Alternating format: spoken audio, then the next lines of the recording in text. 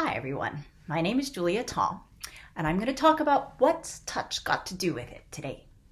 So I guess this title has gotten you curious. Why is she misquoting Whitney Houston? Some of you might be thinking. Well, hold on to that curiosity. We're going to come back to it very, very shortly. So I've been playing the cello for a long time. This is me as a 5-year-old, probably sitting on a footstool. And you can see with those eyes, I am full of curiosity at that point. Below is a picture of me in my freshman year at Harvard, and I have imbibed a pretty different mentality by then. It's no pain, no gain. And yes, I've gained a spot at Harvard. I've gained a spot playing the cello with this quartet. I'm also in a lot of pain. And as I went on further with my cello playing career, I started to really wonder, is it possible for it to be just a bit easier? And this question has been a kind of grail quest then for me. It's turned into a whole series of other questions, including why does movement sometimes feel lighter and easier? If you just notice, if you reach up and you scratch your own nose, that's something that you can do all day, right? That feels really light, that feels kind of funny. If you were actually by contrast asked just to hold your hand up in front of your nose, that doesn't feel so funny, and it doesn't feel like something you can do all day, right?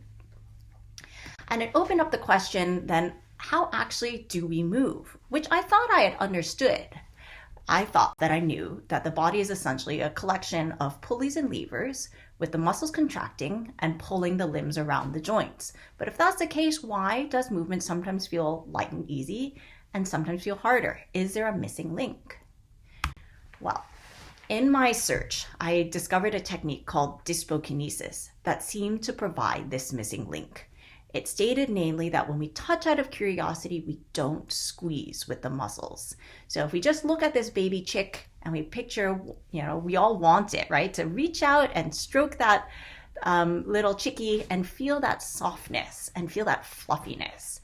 And one can already note perhaps that when you want to feel that softness, that fluffiness, that texture underneath the fingertips, you don't squeeze. We all don't imagine that we're going to be gripping that baby chickie. That's not going to be good for it, and that's not going to feel good.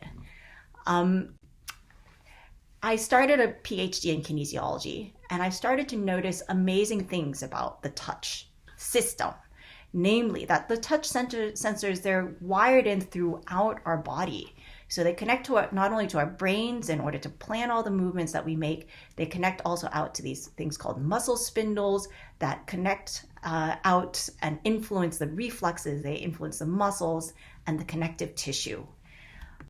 And if one moves in the way that I was moving when at Harvard, by squeezing things, what happens is that touch shuts off. And when touch shuts off, we end up losing all of this key information that we use for movement. What is it that happens? Well, we know that computers these days are advanced enough to be able to win every chess game that they're faced with. But what computers are not able to do yet is to move a single chess piece across a chessboard with the same smoothness as a 6-year-old child. So movement is not only that complex. Computers, what they lack is that whole neural network. They lack touch. And again, to look even further at how essential that touch is, when experiments were done on monkeys and the monkeys' touch nerves were severed, the monkeys were not even able to grab a stick in their hands. They couldn't move their hands. They couldn't move their fingers anymore.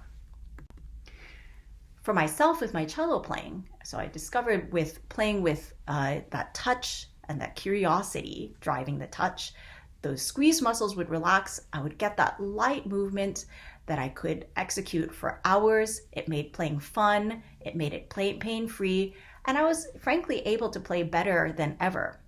But it did take reconnecting to that curious child again.